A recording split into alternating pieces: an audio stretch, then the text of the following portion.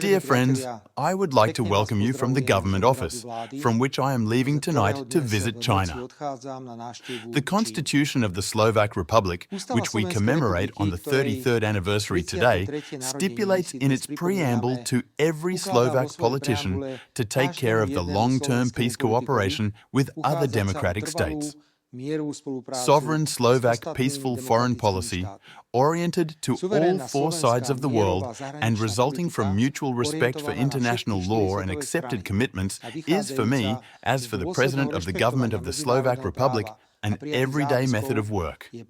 However, I am currently a realist, so our foreign political attitudes are not distorted into distorted, empty formulations, but they balance our Slovak possibilities.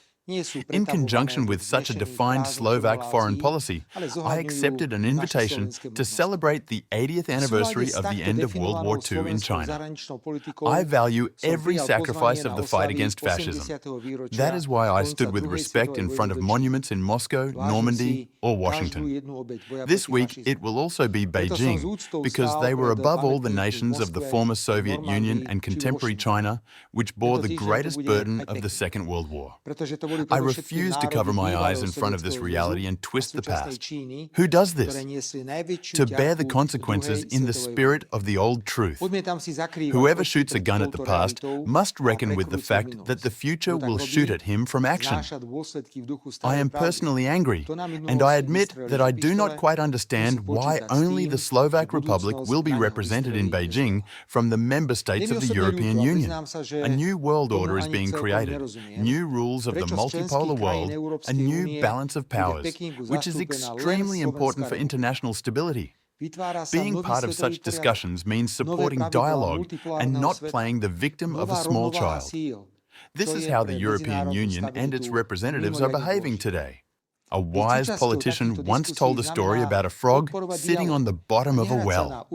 The frog says, "The cloud is as big as the bottom of the well."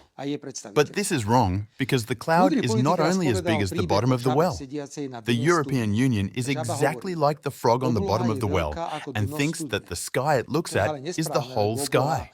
And we are happy with each other, which is extremely annoying. The world, meanwhile, is moving forward in wrong steps, and we are just watching. As the President of the Slovak government, I refuse to just look at it like that. If there is a chance in Beijing, in addition to showing respect to the victims of the war, to meet with world leaders, they must be used. There will be heads of state there who represent billions of inhabitants. There will be heads of state there who have their own opinions. Maybe right, maybe wrong, but opinions that need to be heard and respected. Honourable representatives of the European Union were aware of my path, and the Minister of Foreign Affairs, Juraj Blana, exchanged necessary information with his partner at the European level, Kaja Kalasová. Dear friends, I don't know if I should lower myself to the level of the Slovak opposition, which accuses me of avoiding discussions about the consolidation of public finances along the way to China. The finances that were given to us in 2023 in the worst state in the entire European Union. The fact is that the cry of the opposition cannot stop me. Therefore, I want to confirm that during my visit to Beijing, I am holding bilateral meetings with Chinese President Xi Jinping, Russian President Vladimir Putin, and other present statesmen. After returning from Beijing on Thursday evening, I will move to eastern Slovakia to hold bilateral meetings with Ukrainian President Volodymyr Zelensky on Friday. On Friday evening, after returning, I will meet with the Minister of Finance, Lako Kameniki, who knows exactly what to do during the week in consolidation. Good evening, dear friends, and I wish the entire Slovak Republic a happy holiday on the day of the Constitution. Čo má v konsolidácii počas týždňa robiť.